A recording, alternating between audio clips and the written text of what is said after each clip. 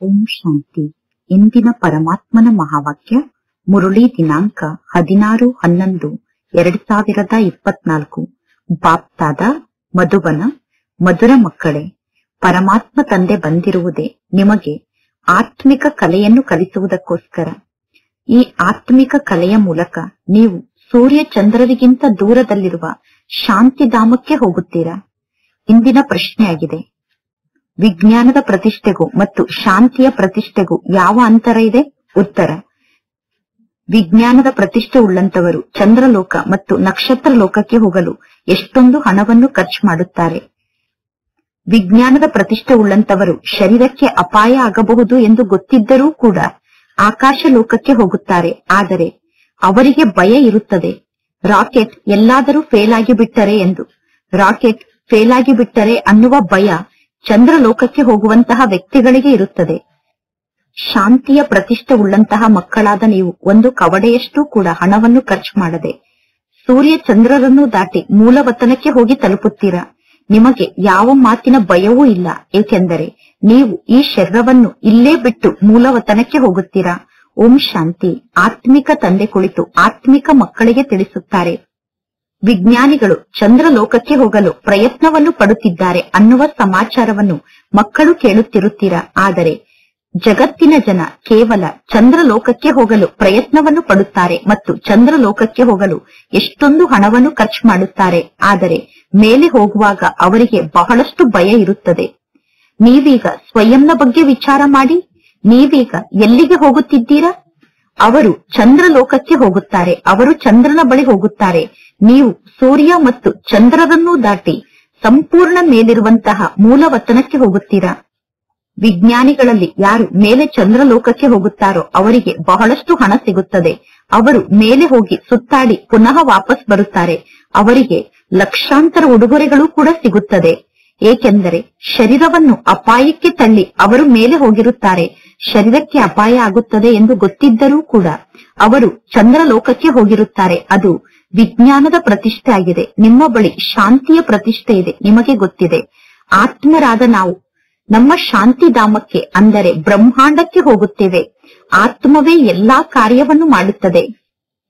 ವಿಜ್ಞಾನಿಗಳು ಚಂದ್ರಲೋಕಕ್ಕೆ ಹೋಗುವಾಗ ಆತ್ಮ ಶರೀರದ ಜೊತೆಗೆ ಮೇಲೆ ಹೋಗುತ್ತದೆ. ಅವರಿಗೆ ಅಲ್ಲಿ ಬಹಳಷ್ಟು ಭಯದ ಅನುಭವ ಆಗುತ್ತದೆ ಮತ್ತು ಅಪಾಯದ ಅನುಭವ ಆಗುತ್ತದೆ. ಅವರು ಭಯ ಪಡುತ್ತಾರೆ, ಮೇಲಿನಿಂದ ನಾವು ಬಿದ್ದರೆ ನಮ್ಮ ಪ್ರಾಣವೇ ಸಮಾಪ್ತಿಯಾಗುತ್ತದೆ ಅನ್ನುವ ಭಯ ಮೇಲೆ ಹೋಗುವಾಗ ಅವರಿಗೆ ಇರುತ್ತದೆ. ಅದೆಲ್ಲ ಶಾರೀರಿಕ ಕಲೆಯಾಗಿದೆ. ಇಲ್ಲಿ ಪರಮಾತ್ಮ ತಂದೆ ನಿಮಗೆ ಆತ್ಮಿಕ ಕಲೆಯನ್ನು ಕಲಿಸುತ್ತಿದ್ದಾರೆ. ಈ ಕಲೆಯನ್ನು ಕಲಿಯುವುದರಿಂದ ನಿಮಗೆ ಬಹಳ ದೊಡ್ಡ ಬಹುಮಾನ ಸಿಗುತ್ತದೆ. 21 ಜನ್ಮದ ಬಹುಮಾನ ಸಿಗುತ್ತದೆ. ನಿಮಗೆ ಇಲ್ಲಿ 21 ಜನ್ಮಕ್ಕೋಸ್ಕರ ಬಹುಮಾನ ಸಿಗುತ್ತದೆ. ಆದರೆ ನಂಬರ್ ವಾರ್ ಪುರುಷಾರ್ಥದ ಅನುಸಾರ ಬಹುಮಾನ ಸಿಗುತ್ತದೆ. ಈ ಸಮಯದಲ್ಲಿ ಗವರ್ಮೆಂಟ್ನವರು ಕೂಡ ಲಾಟರಿಯನ್ನು ಇಡುತ್ತಾರೆ. ಇಲ್ಲಿ ಪರಮಾತ್ಮ ತಂದೆ ನಿಮಗೆ ಬಹುಮಾನವನ್ನು ಕೊಡುತ್ತಾರೆ ಮತ್ತು ಪರಮಾತ್ಮ ತಂದೆ ನಿಮಗೆ ಯಾವ ಶಿಕ್ಷಣವನ್ನು ಕಲಿಸುತ್ತಿದ್ದಾರೆ? ಪರಮಾತ್ಮ ತಂದೆಯ ಮೂಲಕ ನೀವು ಯಾವ ಶಿಕ್ಷಣವನ್ನು ಕಲಿಯುತ್ತೀರಾ? ನೀವೀಗ ಸಂಪೂರ್ಣ ಮೇಲೆ ಹೋಗುವಂತಹ ಶಿಕ್ಷಣವನ್ನು ಕಲಿಯುತ್ತೀರಾ. ಮೇಲೆ ನಿಮ್ಮ ಮನೆ ಇದೆ. ಈಗ ನಿಮಗೆ ನಿಮ್ಮ ಮನೆಯ ನೆನಪು ಬರುತ್ತದೆ. ನಮ್ಮ ಮನೆ ಎಲ್ಲಿದೆ ಮತ್ತು ನಮ್ಮ ರಾಜ್ಯವನ್ನು ನಾವು ಹೇಗೆ ಕಳೆದುಕೊಂಡೆವು? ಆ ರಾಜ್ಯ ಈಗ ಎಲ್ಲಿದೆ? ರಾವಣ ಆ ರಾಜ್ಯವನ್ನು ನಮ್ಮಿಂದ ಕಿತ್ತುಕೊಂಡಿದ್ದಾನೆ. ಈಗ ಪುನಃ ನಾವು ನಮ್ಮ ನಿಜ ಮನೆಗೆ ಹೋಗುತ್ತೇವೆ. ಪುನಃ ನಾವು ನಮ್ಮ ರಾಜ್ಯ ಭಾಗ್ಯವನ್ನು ಪಡೆದುಕೊಳ್ಳುತ್ತೇವೆ. ಮುಕ್ತಿಧಾಮ ನಮ್ಮ ಮನೆಯಾಗಿದೆ. ಮುಕ್ತಿಧಾಮದ ಬಗ್ಗೆ ಜಗತ್ತಿನಲ್ಲಿ ಯಾರಿಗೂ ಗೊತ್ತಿಲ್ಲ. ಮಕ್ಕಳಾದ ನಿಮಗೆ ಶಿಕ್ಷಣವನ್ನು ಕಲಿಸುವುದಕ್ಕೋಸ್ಕರ ಪರಮಾತ್ಮ ತಂದೆ ಎಂತಹ ಸ್ಥಾನಕ್ಕೆ ಬರುತ್ತಾರೆ ನೋಡಿ. ಮಕ್ಕಳಿಗೋಸ್ಕರ ತಂದೆ ಕಲಿಯುಗದಲ್ಲಿ ಬರುತ್ತಾರೆ. ಪರಮಾತ್ಮ ತಂದೆ ಮಕ್ಕಳಿಗೆ ಶಿಕ್ಷಣವನ್ನು ಕಲಿಸುವುದಕ್ಕೋಸ್ಕರ ಎಷ್ಟು ದೂರದಿಂದ ಬರುತ್ತಾರೆ ನೋಡಿ. ಆತ್ಮ ಕೂಡ ರಾಕೆಟ್ ಆಗಿದೆ. ಜಗತ್ತಿನ ಜನ ಪ್ರಯತ್ನವನ್ನು ಪಡುತ್ತಾರೆ ಮೇಲೆ ಹೋಗಿ ಚಂದ್ರಲೋಕದಲ್ಲಿ ಏನಿದೆ, ನಕ್ಷತ್ರ ಲೋಕದಲ್ಲಿ ಏನಿದೆ ಎಂದು ನೋಡಲು. ಜಗತ್ತಿನಲ್ಲಿರುವ ವಿಜ್ಞಾನಿಗಳು ಪ್ರಯತ್ನವನ್ನು ಪಡುತ್ತಾರೆ. ಈಗ ಮಕ್ಕಳಾದ ನಿಮಗೆ ಗೊತ್ತಿದೆ, ಚಂದ್ರ ಮತ್ತು ನಕ್ಷತ್ರಗಳು ಈ ಸೃಷ್ಟಿ ಅನ್ನುವಂತಹ ಸ್ಟೇಜ್ಗೆ ಕೇವಲ ಬೆಳಕನ್ನು ನೀಡುವಂತಹ ದೀಪ ಆಗಿದೆ. ಹೇಗೆ ಸ್ಟೇಜ್ನ ಮೇಲೆ ಲೈಟ್ ಅನ್ನು ಹಾಕುತ್ತಾರೆ ತಾನೆ, ಸ್ಟೇಜ್ಗೆ ಹೇಗೆ ಲೈಟ್ ಅನ್ನು ಹಾಕಿರುತ್ತಾರೋ ಮ್ಯೂಸಿಯಂನಲ್ಲೂ ಕೂಡ ಲೈಟ್ನ ಸರವನ್ನು ಹಾಕಿರುತ್ತಾರೆ. ಅದೇ ರೀತಿ ಇದು ಬೇಹದ್ದಿನ ಜಗತ್ತಾಗಿದೆ. ಈ ಬೇಹದ್ದಿನ ಜಗತ್ತಿಗೆ ಬೆಳಕನ್ನು ನೀಡುವಂತಹ ಲೈಟ್ ಅಂದರೆ ಸೂರ್ಯ, ಚಂದ್ರ ಮತ್ತು ನಕ್ಷತ್ರ ಆಗಿದೆ. ಮನುಷ್ಯರು ಪುನಃ ತಿಳಿದುಕೊಂಡಿದ್ದಾರೆ ಸೂರ್ಯ ದೇವತೆ ಆಗಿದ್ದಾರೆ, ಚಂದ್ರ ಕೂಡ ದೇವತೆ ಆಗಿದ್ದಾರೆ ಎಂದು. ಆದರೆ ಸೂರ್ಯ ಮತ್ತು ಚಂದ್ರ ದೇವತೆ ಅಲ್ಲ. ಈಗ ನಿಮಗೆ ಗೊತ್ತಿದೆ ಪರಮಾತ್ಮ ತಂದೆ ಹೇಗೆ ಬಂದು ಮನುಷ್ಯರನ್ನು ದೇವತೆಯನ್ನಾಗಿ ಮಾಡುತ್ತಾರೆ ಎಂದು. ಪರಮಾತ್ಮ ತಂದೆ ಜ್ಞಾನ ಸೂರ್ಯ ಆಗಿದ್ದಾರೆ, ಬ್ರಹ್ಮ ತಂದೆ ಜ್ಞಾನ ಚಂದ್ರ ಆಗಿದ್ದಾರೆ, ಮತ್ತು ಮಕ್ಕಳಾದ ನೀವು ಜ್ಞಾನದ ಅದೃಷ್ಟಶಾಲಿ ನಕ್ಷತ್ರ ಆಗಿದ್ದೀರಾ. ಜ್ಞಾನದ ಮೂಲಕ ಮಕ್ಕಳಾದ ನಿಮಗೆ ಸದ್ಗತಿ ಪ್ರಾಪ್ತಿಯಾಗುತ್ತಿದೆ. ಈ ಜ್ಞಾನದ ಮೂಲಕ ನೀವು ಎಷ್ಟೊಂದು ದೂರಕ್ಕೆ ಹೋಗುತ್ತೀರಾ. ಪರಮಾತ್ಮ ತಂದೆ ಮನೆಗೆ ಹೋಗುವಂತಹ ಮಾರ್ಗವನ್ನು ತೋರಿಸಿದ್ದಾರೆ. ಒಬ್ಬ ಪರಮಾತ್ಮ ತಂದೆಯನ್ನು ಬಿಟ್ಟು ಬೇರೆ ಯಾರು ಮಧ್ಯದಲ್ಲೇ ವಾಪಸ್ ಮನೆಗೆ ಹೋಗಲು ಸಾಧ್ಯ ಇಲ್ಲ. ಪರಮಾತ್ಮ ತಂದೆ ಯಾವಾಗ ಬಂದು ಶಿಕ್ಷಣವನ್ನು ಕಲಿಸುತ್ತಾರೋ ಆಗ ನಿಮಗೆ ಈ ಜ್ಞಾನದ ಬಗ್ಗೆ ಗೊತ್ತಾಗುತ್ತದೆ. ಈಗ ನಿಮಗೆ ಗೊತ್ತಿದೆ ಆತ್ಮರಾದ ನಾವು ಪವಿತ್ರರಾದಾಗ ಮಾತ್ರ ನಮ್ಮ ಮನೆಗೆ ವಾಪಸ್ ಹೋಗಲು ಸಾಧ್ಯ. ಪುನಃ ನಾವು ಒಂದನೆಯದಾಗಿ ಯೋಗದ ಶಕ್ತಿಯ ಮೂಲಕ ಪಾವನ ಆಗಬೇಕು, ಇಲ್ಲದಿದ್ದರೆ ಶಿಕ್ಷೆಯ ಶಕ್ತಿಯ ಮೂಲಕ ಪಾವನ ಆಗಬೇಕು. ಪರಮಾತ್ಮ ತಂದೆ ತಿಳಿಸುತ್ತಾರೆ, ನೀವು ಎಷ್ಟು ಜಾಸ್ತಿ ಸಮಯ ತಂದೆಯಾದ ನನ್ನನ್ನು ನೆನಪು ಮಾಡುತ್ತೀರೋ ಅಷ್ಟು ನೀವು ಪಾವನ ಆಗುತ್ತೀರಾ. ಪರಮಾತ್ಮ ತಂದೆಯನ್ನು ನೆನಪು ಮಾಡದೇ ಇದ್ದರೆ ನೀವು ಪತಿತರಾಗಿ ಉಳಿದುಕೊಳ್ಳುತ್ತೀರಾ. ಪುನಃ ನೀವು ಬಹಳಷ್ಟು ಶಿಕ್ಷೆಯನ್ನು ಅನುಭವ ಮಾಡಬೇಕಾಗುತ್ತದೆ ಮತ್ತು ನಿಮ್ಮ ಪದವಿ ಕೂಡ ಭ್ರಷ್ಟ ಆಗುತ್ತದೆ. ಪರಮಾತ್ಮ ತಂದೆ ಸ್ವಯಂ ಕುಳಿತು ಮಕ್ಕಳಾದ ನಿಮಗೆ ಜ್ಞಾನವನ್ನು ತಿಳಿಸುತ್ತಾರೆ. ನೀವೀಗ ಈ ರೀತಿ ಪುರುಷಾರ್ಥವನ್ನು ಮಾಡಿದರೆ ವಾಪಸ್ ಮನೆಗೆ ಹೋಗಬಹುದು ಎಂದು ತಂದೆ ಮಕ್ಕಳಿಗೆ ತಿಳಿಸುತ್ತಾರೆ. ಬ್ರಹ್ಮಾಂಡ ಅಂದರೆ ಏನು, ಸೂಕ್ಷ್ಮವತನ ಅಂದರೆ ಏನು ಅನ್ನುವ ಮಾತಿನ ಬಗ್ಗೆ ಮೊದಲು ನಿಮಗೆ ಸ್ವಲ್ಪ ಕೂಡ ಗೊತ್ತಿರಲಿಲ್ಲ. ವಿದ್ಯಾರ್ಥಿಗಳಿಗೂ ಕೂಡ ಮೊದಲು ಏನೂ ಗೊತ್ತಿರುವುದಿಲ್ಲ. ಯಾವಾಗ ವಿದ್ಯಾರ್ಥಿಗಳು ಶಿಕ್ಷಣವನ್ನು ಕಲಿಯಲು ಪ್ರಾರಂಭ ಮಾಡುತ್ತಾರೋ ನಂತರ ಅವರಿಗೆ ಜ್ಞಾನ ಪ್ರಾಪ್ತಿಯಾಗುತ್ತದೆ. ಜ್ಞಾನದಲ್ಲಿ ಕೆಲವೊಂದು ಸಣ್ಣ ಜ್ಞಾನ ಇರುತ್ತದೆ, ಕೆಲವೊಂದು ದೊಡ್ಡ ಜ್ಞಾನ ಇರುತ್ತದೆ. ಅಂದರೆ ಜ್ಞಾನದಲ್ಲಿ ಕೆಲವೊಂದು ಸಣ್ಣ ಪರೀಕ್ಷೆಯನ್ನು ಪಾಸ್ ಮಾಡುವಂತಹ ಜ್ಞಾನ ಇದ್ದರೆ ಕೆಲವೊಂದು ದೊಡ್ಡ ಪರೀಕ್ಷೆಯನ್ನು ಪಾಸ್ ಮಾಡುವಂತಹ ಜ್ಞಾನ ಇರುತ್ತದೆ. ಐಸಿಎಸ್ ನ ಪರೀಕ್ಷೆಯನ್ನು ಯಾರು ಬರೆಯುತ್ತಾರೋ ಅವರಿಗೆ ಜ್ಞಾನ ಸ್ವರೂಪರು ಎಂದು ಕರೆಯಲಾಗುತ್ತದೆ. ಐಸಿಎಸ್ ನ ಪರೀಕ್ಷೆಯನ್ನು ಬರೆಯುವಂತವರು ಬಹಳಷ್ಟು ಜ್ಞಾನಿಗಳಾಗಿದ್ದಾರೆ. ಅದಕ್ಕಿಂತ ಶ್ರೇಷ್ಠ ಜ್ಞಾನ ಜಗತ್ತಿನಲ್ಲಿ ಬೇರೆ ಯಾವುದೂ ಇಲ್ಲ ಎಂದು ಜನ ಹೇಳುತ್ತಾರೆ. ಈಗ ನಿಮಗೆ ಎಷ್ಟು ಶ್ರೇಷ್ಠ ಜ್ಞಾನ ಪ್ರಾಪ್ತಿಯಾಗುತ್ತಿದೆ. ಇಲ್ಲಿ ನೀವು ಎಷ್ಟು ಶ್ರೇಷ್ಠ ಜ್ಞಾನದ ಶಿಕ್ಷಣವನ್ನು ಕಲಿಯುತ್ತಿದ್ದೀರಾ. ಪರಮಾತ್ಮ ತಂದೆ ನಿಮಗೆ ಪವಿತ್ರರಾಗುವಂತಹ ಯುಕ್ತಿಯನ್ನು ತಿಳಿಸುತ್ತಾರೆ. ಮಕ್ಕಳೇ, ತಂದೆಯಾದ ನನ್ನೊಬ್ಬನನ್ನೇ ನೀವು ನೆನಪು ಮಾಡಿ, ಆಗ ನೀವು ಪತಿತರಿಂದ ಪಾವನ ಆಗುತ್ತೀರಾ. ನಿಜವಾಗಿಯೂ ಆತ್ಮರಾದ ನೀವು ಮೊದಲು ಪಾವನ ಆಗಿದ್ದೀರಿ. ಆತ್ಮರಾದ ನೀವು ನಿಮ್ಮ ಮನೆಯಾದಂತಹ ಪರಮಧಾಮದಲ್ಲಿ ಮೇಲೆ ನಿವಾಸವನ್ನು ಮಾಡುತ್ತಿದ್ದೀರಿ. ಯಾವಾಗ ನೀವು ಸತ್ಯಯುಗದಲ್ಲಿ ಜೀವನ್ ಮುಕ್ತಿಯಲ್ಲಿ ಇದ್ದೀರೋ ಆಗ ಉಳಿದ ಎಲ್ಲಾ ಆತ್ಮರು ಮುಕ್ತಿಧಾಮದಲ್ಲಿ ಇರುತ್ತಾರೆ. ಮುಕ್ತಿ ಮತ್ತು ಜೀವನ್ ಮುಕ್ತಿ ಎರಡನ್ನೂ ಸೇರಿಸಿ ಶಿವಾಲಯ ಎಂದು ಕರೆಯಬಹುದು. ಮುಕ್ತಿಯಲ್ಲಿ ಶಿವತಂದೆ ಇರುತ್ತಾರೆ. ಆತ್ಮರಾದ ನೀವು ಕೂಡ ಮುಕ್ತಿಯಲ್ಲಿ ಇರುತ್ತೀರಾ. ಇದು ಆತ್ಮಿಕ ಸರ್ವಶ್ರೇಷ್ಠ ಜ್ಞಾನ ಆಗಿದೆ. ಜಗತ್ತಿನ ಜನ ಹೇಳುತ್ತಾರೆ, ನಾವು ಮೇಲಿರುವಂತಹ ಚಂದ್ರಲೋಕದಲ್ಲಿ ಹೋಗಿ ನಿವಾಸವನ್ನು ಮಾಡುತ್ತೇವೆ ಎಂದು. ಚಂದ್ರಲೋಕದಲ್ಲಿ ಇರುವುದಕ್ಕೋಸ್ಕರ ಎಷ್ಟೊಂದು ತಲೆಯನ್ನು ಚಚ್ಚಿಕೊಳ್ಳುತ್ತಾರೆ, ಎಷ್ಟೊಂದು ಸಾಹಸವನ್ನು ಮಾಡಿ ತೋರಿಸುತ್ತಾರೆ, ಎಷ್ಟೋ ಕೋಟ್ಯಾಂತರ ಮೈಲ್ಗಿಂತ ಮೇಲೆ ಹೋಗುತ್ತಾರೆ. ಆದರೂ ಕೂಡ ಅವರ ಇಚ್ಛೆ ಪೂರ್ಣ ಆಗುವುದಿಲ್ಲ. ಈಗ ನಿಮ್ಮ ಇಚ್ಛೆ ಪೂರ್ಣ ಆಗುತ್ತದೆ. ವಿಜ್ಞಾನಿಗಳದ್ದು ಅಸತ್ಯ ಆದಂತಹ ಶಾರೀರಿಕ ಅಭಿಮಾನ ಆಗಿದೆ. ನಿಮ್ಮ ಅಭಿಮಾನ ಆತ್ಮಿಕ ಅಭಿಮಾನ ಆಗಿದೆ. ವಿಜ್ಞಾನಿಗಳು ಮಾಯೆಯ ಬಹುದೂರ್ತನವನ್ನು ತೋರಿಸುತ್ತಾರೆ, ಅಂದರೆ ಮಾಯೆಯ ಸಾಹಸವನ್ನು ಮಾಡಿ ತೋರಿಸುತ್ತಾರೆ. ಮನುಷ್ಯರು ವಿಜ್ಞಾನಿಗಳ ಸಾಹಸವನ್ನು ನೋಡಿ ಎಷ್ಟೊಂದು ಚಪ್ಪಾಳೆಯನ್ನು ತಟ್ಟುತ್ತಾರೆ ಮತ್ತು ವಿಜ್ಞಾನಿಗಳಿಗೆ ಎಷ್ಟೊಂದು ಶುಭಾಶಯವನ್ನು ತಿಳಿಸುತ್ತಾರೆ. ವಿಜ್ಞಾನಿಗಳಿಗೆ ಅನೇಕ ಬಹುಮಾನ ಸಿಗುತ್ತದೆ. ಕೆಲವರಿಗೆ 5 ಕೋಟಿ 10 ಕೋಟಿ ಹಣ ಬಹುಮಾನದ ರೂಪದಲ್ಲಿ ಸಿಗುತ್ತದೆ. ಈಗ ಮಕ್ಕಳಿಗೆ ಈ ಜ್ಞಾನ ಗೊತ್ತಿದೆ. ಅವರಿಗೆ ಎಷ್ಟೆಲ್ಲಾ ಹಣ ಸಿಗುತ್ತದೆಯೋ ಆ ಎಲ್ಲಾ ಹಣ ಇಲ್ಲೇ ಸಮಾಪ್ತಿಯಾಗಿ ಬಿಡುತ್ತದೆ. ವಿಜ್ಞಾನಿಗಳಿಗೆ ಬಹುಮಾನದ ರೂಪದಲ್ಲಿ ಎಷ್ಟೆಲ್ಲಾ ಹಣ ಸಿಗುತ್ತದೆಯೋ ಆ ಸಂಪೂರ್ಣ ಹಣ ಸಮಾಪ್ತಿಯಾಗುತ್ತದೆ. ಏಕೆಂದರೆ ಇನ್ನು ಈ ಜಗತ್ತು ಕೆಲವೇ ದಿನ ಇರುತ್ತದೆ ಎಂದು ನೀವು ತಿಳಿದುಕೊಳ್ಳಿ. ಇಂದು ಏನಿದೆ ನಾಳೆ ಜಗತ್ತಿನಲ್ಲಿ ಏನಿರುತ್ತದೆ. ಇಂದು ನೀವು ನರಕದ ನಿವಾಸಿಗಳಾಗಿದ್ದೀರಾ, ನಾಳೆ ನೀವು ಸ್ವರ್ಗದ ನಿವಾಸಿಗಳಾಗುತ್ತೀರಾ. ಜಾಸ್ತಿ ಸಮಯ ಬೇಕಾಗುವುದಿಲ್ಲ. ನರಕವನ್ನು ಸ್ವರ್ಗವನ್ನಾಗಿ ಮಾಡಲು ಜಾಸ್ತಿ ಸಮಯ ಬೇಕಾಗುವುದಿಲ್ಲ. ವಿಜ್ಞಾನಿಗಳ ಬಳಿ ಶಾರೀರಿಕ ಶಕ್ತಿ ಇದೆ, ನಿಮ್ಮ ಬಳಿ ಆತ್ಮಿಕ ಶಕ್ತಿ ಇದೆ. ಈಗ ಈ ಆತ್ಮಿಕ ಜ್ಞಾನದ ಬಗ್ಗೆ ಕೇವಲ ನಿಮಗೆ ಮಾತ್ರ ಗೊತ್ತಿದೆ. ಅವರು ಶಾರೀರಿಕ ಶಕ್ತಿಯ ಮೂಲಕ ಎಲ್ಲಿಗೆ ಹೋಗಿ ತಲುಪುತ್ತಾರೆ ಅನ್ನುವುದು ನಿಮಗೆ ಗೊತ್ತಿದೆ. ಅವರು ಚಂದ್ರ ಲೋಕಕ್ಕೆ ಹೋಗುತ್ತಾರೆ, ನಕ್ಷತ್ರ ಲೋಕಕ್ಕೆ ಹೋಗುತ್ತಾರೆ ಮತ್ತು ಯುದ್ಧ ಪ್ರಾರಂಭ ಆಗಿ ಬಿಡುತ್ತದೆ. ಯುದ್ಧ ಪ್ರಾರಂಭ ಆದಾಗ ಎಲ್ಲವೂ ಸಮಾಪ್ತಿಯಾಗುತ್ತದೆ. ವಿಜ್ಞಾನಿಗಳು ತಮ್ಮ ಕಲೆಯ ಮೂಲಕ ಚಂದ್ರ ಲೋಕಕ್ಕೆ ಹೋಗುತ್ತಾರೆ. ಅಲ್ಲಿಯವರೆಗೆ ಮಾತ್ರ ಅವರ ಕಲೆ ಇರುತ್ತದೆ. ಅಂದರೆ ಯುದ್ಧ ನಡೆದಾಗ ವಿಜ್ಞಾನಿಗಳ ಕಲೆ ಈ ಜಗತ್ತಿನಲ್ಲೇ ಸಮಾಪ್ತಿಯಾಗುತ್ತದೆ. ಅವರ ಕಲೆ ಶಾರೀರಿಕ ಸರ್ವಶ್ರೇಷ್ಠ ಕಲೆಯಾಗಿದೆ. ನಿಮ್ಮ ಕಲೆ ಆತ್ಮಿಕ ಸರ್ವಶ್ರೇಷ್ಠ ಕಲೆಯಾಗಿದೆ. ನೀವೀಗ ಶಾಂತಿಧಾಮಕ್ಕೆ ಹೋಗುತ್ತೀರಾ. ಆ ಶಾಂತಿಧಾಮಕ್ಕೆ ಮಧುರ ಮನೆ ಎಂದು ಕರೆಯಲಾಗುತ್ತದೆ. ಜಗತ್ತಿನ ಜನ ಮೇಲಿರುವಂತಹ ಚಂದ್ರಲೋಕಕ್ಕೆ ಹೋಗುತ್ತಾರೆ. ನೀವೀಗ ಸ್ವಯಂ ಲೆಕ್ಕವನ್ನು ಮಾಡಿ. ನೀವು ಎಷ್ಟು ಮೈಲ್ನವರೆಗೆ ಮೇಲೆ ಹೋಗುತ್ತೀರಾ? ನೀವು ಯಾರಾಗಿದ್ದೀರಾ? ನೀವು ಆತ್ಮರಾಗಿದ್ದೀರಾ. ಪರಮಾತ್ಮ ತಂದೆ ತಿಳಿಸುತ್ತಾರೆ, ನಾನು ಎಷ್ಟೊಂದು ಮೈಲ್ಗಿಂತ ಮೇಲೆ ಇದ್ದೇನೆ. ಅಂದರೆ ಪರಮಾತ್ಮ ತಂದೆ ಅನೇಕ ಕಿಲೋಮೀಟರ್ಗಿಂತ ಬಹಳ ದೂರದಲ್ಲಿ ಇದ್ದಾರೆ. ಪರಮಾತ್ಮ ತಂದೆ ಎಷ್ಟು ಮೈಲ್ ಮೇಲೆ ಇದ್ದಾರೆ ಅನ್ನುವುದನ್ನು ಲೆಕ್ಕ ಮಾಡಲು ಸಾಧ್ಯ ಇದೆನು? ಪರಮಾತ್ಮ ತಂದೆ ಎಷ್ಟು ಮೈಲ್ ಮೇಲೆ ಇದ್ದಾರೆ ಎಂದು ಲೆಕ್ಕ ಮಾಡಲು ಸಾಧ್ಯ ಇಲ್ಲ.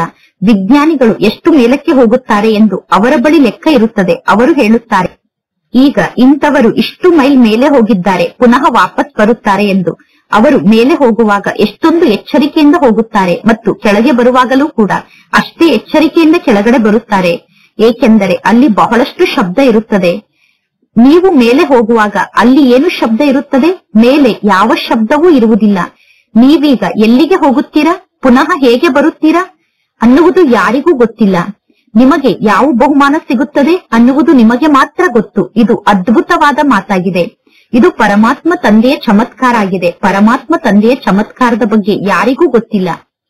ನೀವೀಗ ಹೇಳುತ್ತೀರಾ, ಇದೇನು ಹೊಸ ಮಾತಲ್ಲ. ಪ್ರತಿ 5,000 ವರ್ಷದ ನಂತರ ನಾವು ಇದೇ ರೀತಿ ಅಭ್ಯಾಸವನ್ನು ಮಾಡುತ್ತೇವೆ ಎಂದು. ಈ ಸೃಷ್ಟಿ ಅನ್ನುವಂತಹ ನಾಟಕದ ಆದಿ, ಮಧ್ಯ, ಅಂತ್ಯ ಮತ್ತು ನಾಟಕದ ಸಮಯದ ಬಗ್ಗೆ ನಿಮಗೆ ಚೆನ್ನಾಗಿ ಗೊತ್ತಿದೆ. ಅಂದ ಮೇಲೆ ನಿಮಗೆ ಆಂತರ್ಯದಲ್ಲಿ ಬಹಳಷ್ಟು ನಶೆ ಇರಬೇಕು. ಪರಮಾತ್ಮ ತಂದೆ ನಮಗೆ ಯಾವ ಶಿಕ್ಷಣವನ್ನು ಕಲಿಸುತ್ತಿದ್ದಾರೆ ಅನ್ನುವ ನಶೆ ನಿಮಗೆ ಇರಬೇಕು. ಈಗ ನೀವು ಶ್ರೇಷ್ಠ ಪುರುಷಾರ್ಥವನ್ನು ಮಾಡುತ್ತೀರಾ. ಈಗ ಎಷ್ಟು ಶ್ರೇಷ್ಠ ಪುರುಷಾರ್ಥವನ್ನು ಮಾಡುತ್ತೀರೋ, ಕಲ್ಪದ ನಂತರ ಪುನಃ ಅಷ್ಟೇ ಶ್ರೇಷ್ಠ ಪುರುಷಾರ್ಥವನ್ನು ಮಾಡುತ್ತೀರಾ. ಈ ಎಲ್ಲಾ ಜ್ಞಾನದ ಮಾತಿನ ಬಗ್ಗೆ ಜಗತ್ತಿನಲ್ಲಿ ಬೇರೆ ಯಾರಿಗೂ ಗೊತ್ತಿಲ್ಲ. ಪರಮಾತ್ಮ ತಂದೆ ಗುಪ್ತ ರೂಪದಲ್ಲಿ ಇದ್ದಾರೆ. ಪರಮಾತ್ಮ ತಂದೆ ಪ್ರತಿದಿನ ನಿಮಗೆ ಎಷ್ಟೊಂದು ಜ್ಞಾನವನ್ನು ತಿಳಿಸುತ್ತಾರೆ. ಪರಮಾತ್ಮ ತಂದೆ ನಿಮಗೆ ಎಷ್ಟೊಂದು ಜ್ಞಾನವನ್ನು ನೀಡುತ್ತಾರೆ. ಜಗತ್ತಿನ ಜನ ಕೇವಲ ಹದ್ದಿನವರೆಗೆ ಹೋಗಿ ವಾಪಸ್ ಬರುತ್ತಾರೆ. ಜಗತ್ತಿನಲ್ಲಿರುವಂತಹ ವಿಜ್ಞಾನಿಗಳು ಹದ್ದಿನ ಲೋಕ ಆದಂತಹ ಚಂದ್ರಲೋಕಕ್ಕೆ ಹೋಗಿ ವಾಪಸ್ ಬರುತ್ತಾರೆ. ನೀವೀಗ ಬೇಹದ್ದಿಗೆ ಹೋಗುತ್ತೀರಾ. ಅಂದರೆ ಸೂರ್ಯ ಚಂದ್ರರನ್ನು ದಾಟಿ ಮೇಲಿರುವ ಪರಮಧಾಮಕ್ಕೆ ಹೋಗುತ್ತೀರಾ. ಅವರು ಚಂದ್ರಲೋಕದವರೆಗೆ ಹೋಗುತ್ತಾರೆ. ಇನ್ನು ಮೇಲೆ ಚಂದ್ರಲೋಕದಲ್ಲಿ ದೊಡ್ಡ ದೊಡ್ಡ ಲೈಟ್ಗಳು, ದೊಡ್ಡ ದೊಡ್ಡ ದೀಪಗಳು ಯಾವುದೂ ಇಲ್ಲ. ಮೇಲೆ ಹೋದಾಗ ಆಕಾಶದಿಂದ ಈ ಭೂಮಿಯನ್ನು ನೋಡಿದರೆ ಈ ಭೂಮಿ ಬಹಳ ಸಣ್ಣದಾಗಿ ಕಾಣುತ್ತದೆ. ಅಂದ ಮೇಲೆ ಅವರ ಬಳಿ ಶಾರೀರಿಕ ಜ್ಞಾನ ಇದೆ, ನಿಮ್ಮ ಬಳಿ ಆತ್ಮಿಕ ಜ್ಞಾನ ಇದೆ. ಅವರ ಬಳಿ ಇರುವ ಶಾರೀರಿಕ ಜ್ಞಾನಕ್ಕೂ ನಿಮ್ಮ ಬಳಿ ಇರುವ ಜ್ಞಾನಕ್ಕೂ ಎಷ್ಟೊಂದು ಅಂತರ ಇದೆ. ನಿಮ್ಮ ಆತ್ಮ ಬಹಳ ಸಣ್ಣದಾದ ಬಿಂದು ಆಗಿದೆ. ಆದರೆ ಆತ್ಮ ರಾಕೆಟ್ ಗಿಂತಲೂ ತೀಕ್ಷ್ಣವಾಗಿ ಮೇಲೆ ಹೋಗುತ್ತದೆ. ಆತ್ಮ ಮೇಲೆ ನಿವಾಸವನ್ನು ಮಾಡುತ್ತದೆ. ಪುನಃ ಪಾತ್ರವನ್ನು ಅಭಿನಯ ಮಾಡಲು ಆತ್ಮ ಕೆಳಗಡೆ ಬರುತ್ತದೆ. ಪರಮಾತ್ಮ ತಂದೆ ಸರ್ವಶ್ರೇಷ್ಠ ಆತ್ಮ ಆಗಿದ್ದಾರೆ. ಆದರೆ ಆ ಪರಮಾತ್ಮ ತಂದೆಯ ಪೂಜೆಯನ್ನು ಹೇಗೆ ಮಾಡುವುದು? ಭಕ್ತಿಯಂತೂ ಅವಶ್ಯವಾಗಿ ನಡೆಯುತ್ತದೆ ತಾನೆ. ಪರಮಾತ್ಮ ತಂದೆ ತಿಳಿಸಿದ್ದಾರೆ, ಅರ್ಧ ಕಲ್ಪದವರೆಗೂ ಜ್ಞಾನ ಅಂದರೆ ಹಗಲು ಇರುತ್ತದೆ, ಅರ್ಧ ಕಲ್ಪದವರೆಗೂ ಭಕ್ತಿ ಅಂದರೆ ರಾತ್ರಿ ಇರುತ್ತದೆ. ನೀವೀಗ ಈ ಸಂಗಮ ಯುಗದಲ್ಲಿ ಜ್ಞಾನವನ್ನು ಪಡೆದುಕೊಳ್ಳುತ್ತಿದ್ದೀರಾ. ಸತ್ಯಯುಗದಲ್ಲಿ ಈ ಜ್ಞಾನ ಇರುವುದಿಲ್ಲ. ಆದ್ದರಿಂದ ಇದಕ್ಕೆ ಪುರುಷೋತ್ತಮ ಸಂಗಮ ಯುಗ ಎಂದು ಕರೆಯಲಾಗುತ್ತದೆ. ಪರಮಾತ್ಮ ತಂದೆ ಎಲ್ಲರನ್ನೂ ಪುರುಷೋತ್ತಮರನ್ನಾಗಿ ಮಾಡುತ್ತಾರೆ. ಈಗ ನಿಮ್ಮ ಆತ್ಮ ಎಷ್ಟು ದೂರಕ್ಕೆ ಹೋಗುತ್ತದೆ ಅಂದ ಮೇಲೆ ನಿಮಗೆ ಖುಷಿ ಇದೆ ತಾನೆ. ಜಗತ್ತಿನಲ್ಲಿರುವಂತಹ ವಿಜ್ಞಾನಿಗಳು ತಮ್ಮ ಕಲೆಯನ್ನು ತೋರಿಸುತ್ತಾರೆ. ಕಲೆಯನ್ನು ತೋರಿಸಿದಾಗ ಅವರಿಗೆ ಬಹಳಷ್ಟು ಹಣ ಪ್ರಾಪ್ತಿಯಾಗುತ್ತದೆ. ಬಲೆ ಅವರಿಗೆ ಎಷ್ಟೇ ಹಣ ಸಿಗಬಹುದು, ಆದರೆ ಆ ಹಣ ಅವರ ಜೊತೆಗೆ ಹೋಗುವುದಿಲ್ಲ ಅನ್ನುವುದು ನಿಮಗೆ ಗೊತ್ತಿದೆ. ಏಕೆಂದರೆ ಈಗ ಎಲ್ಲರೂ ಸತ್ತರು, ಅಂದರೆ ಸತ್ತೇ ಬಿಟ್ಟರು. ಈಗ ಎಲ್ಲವೂ ಸಮಾಪ್ತಿಯಾಗುತ್ತದೆ. ಈಗ ಇಡೀ ಜಗತ್ತೇ ಸಮಾಪ್ತಿಯಾಗುತ್ತದೆ. ಈಗ ನಿಮಗೆ ಇಲ್ಲಿ ಅಮೂಲ್ಯವಾದಂತಹ ರತ್ನ ಪ್ರಾಪ್ತಿಯಾಗುತ್ತಿದೆ. ಈ ಅಮೂಲ್ಯವಾದ ಜ್ಞಾನ ರತ್ನಕ್ಕೆ ಬೆಲೆಯನ್ನು ಕಟ್ಟಲು ಸಾಧ್ಯ ಇಲ್ಲ. ಈ ರತ್ನಕ್ಕೆ ಎಷ್ಟು ಬೆಲೆ ಇದೆ ಎಂದು ಲೆಕ್ಕ ಮಾಡಲು ಸಾಧ್ಯ ಇಲ್ಲ. ಪರಮಾತ್ಮ ತಂದೆಯ ಒಂದೊಂದು ಜ್ಞಾನ ರತ್ನ ಲಕ್ಷಾಂತರ ರೂಪಾಯಿಗಿಂತ ಜಾಸ್ತಿ ಬೆಲೆ ಬಾಳುವಂತದ್ದಾಗಿದೆ. ಪರಮಾತ್ಮ ತಂದೆ ತಿಳಿಸುತ್ತಿರುವಂತಹ ಒಂದೊಂದು ಮಹಾವಾಕ್ಯ ಲಕ್ಷಾಂತರ ರೂಪಾಯಿ ಬೆಲೆ ಬಾಳುವಂತದ್ದಾಗಿದೆ. ಎಷ್ಟೋ ಸಮಯದಿಂದ ನೀವು ಜ್ಞಾನವನ್ನು ಕೇಳುತ್ತಿದ್ದೀರಾ. ಭಗವದ್ಗೀತೆಯಲ್ಲಿ ಎಷ್ಟೊಂದು ಅಮೂಲ್ಯವಾದ ಜ್ಞಾನ ಇದೆ. ಕೇವಲ ಒಂದೇ ಒಂದು ಭಗವದ್ಗೀತೆಗೆ ಬಹಳಷ್ಟು ಅಮೂಲ್ಯವಾದ ಜ್ಞಾನದ ಪುಸ್ತಕ ಎಂದು ಕರೆಯಲಾಗುತ್ತದೆ.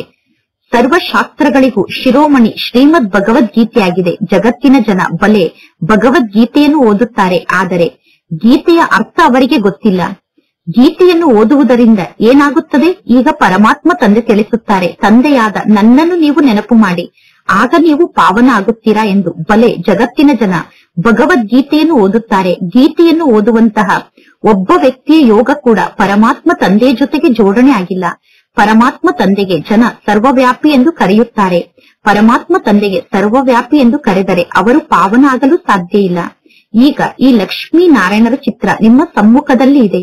ಈ ಲಕ್ಷ್ಮೀ ನಾರಾಯಣರಿಗೆ ದೇವತೆ ಎಂದು ಕರೆಯಲಾಗುತ್ತದೆ, ಏಕೆಂದರೆ ಲಕ್ಷ್ಮೀ ನಾರಾಯಣರಲ್ಲಿ ದೈವಿ ಗುಣ ಇದೆ. ಈಗ ಆತ್ಮರಾದ ನೀವು ಪವಿತ್ರರಾಗಿ ನಿಮ್ಮ ಮನೆಗೆ ವಾಪಸ್ ಹೋಗಬೇಕು. ಹೊಸ ಜಗತ್ತಿನಲ್ಲಿ ಇಷ್ಟೊಂದು ಜನ ಮನುಷ್ಯರು ಇರುವುದಿಲ್ಲ. ಇನ್ನು ಎಲ್ಲಾ ಆತ್ಮರು ವಾಪಸ್ ತಮ್ಮ ಮನೆಗೆ ಹೋಗಲೇಬೇಕು. ಪರಮಾತ್ಮ ತಂದೆ ನಿಮಗೆ ಅದ್ಭುತವಾದ ಜ್ಞಾನವನ್ನು ನೀಡುತ್ತಾರೆ. ಈ ಜ್ಞಾನದ ಮೂಲಕ ನೀವು ಮನುಷ್ಯರಿಂದ ದೇವತೆ ಆಗುತ್ತೀರಾ, ಅಂದರೆ ನೀವೀಗ ಬಹಳ ಶ್ರೇಷ್ಠ ಆತ್ಮರಾಗುತ್ತೀರಾ. ಇಂತಹ ಜ್ಞಾನದ ಶಿಕ್ಷಣದ ಬಗ್ಗೆ ನಿಮಗೆ ಬಹಳಷ್ಟು ಗಮನ ಇರಬೇಕು. ಈಗ ನಿಮಗೆ ಗೊತ್ತಿದೆ, ಕಲ್ಪದ ಮೊದಲು ಯಾರು ಎಷ್ಟು ಗಮನವನ್ನು ಕೊಟ್ಟಿದ್ದರೋ ಈಗಲೂ ಅವರು ಜ್ಞಾನದ ಶಿಕ್ಷಣದ ಕಡೆ ಅಷ್ಟೇ ಗಮನವನ್ನು ಕೊಡುತ್ತಾರೆ. ಎಲ್ಲಾ ಜ್ಞಾನದ ಮಾತು ಈಗ ನಿಮಗೆ ಗೊತ್ತಾಗುತ್ತಿರುತ್ತದೆ. ಪರಮಾತ್ಮ ತಂದೆ ಮಕ್ಕಳ ಸೇವೆಯ ಸಮಾಚಾರವನ್ನು ಕೇಳಿ ಖುಷಿ ಪಡುತ್ತಾರೆ. ಮಕ್ಕಳು ಪರಮಾತ್ಮ ತಂದೆಗೆ ಎಂದೂ ಪತ್ರವನ್ನು ಬರೆಯುವುದೇ ಇಲ್ಲ. ಆಗ ಪರಮಾತ್ಮ ತಂದೆ ತಿಳಿದುಕೊಳ್ಳುತ್ತಾರೆ, ಈ ಮಕ್ಕಳ ಬುದ್ಧಿಯೋಗ ಎಲ್ಲೋ ಕಲ್ಲು ಅಥವಾ ಮಣ್ಣಿನಲ್ಲಿ ಸಿಕ್ಕಿ ಹಾಕಿಕೊಂಡಿದೆ ಎಂದು.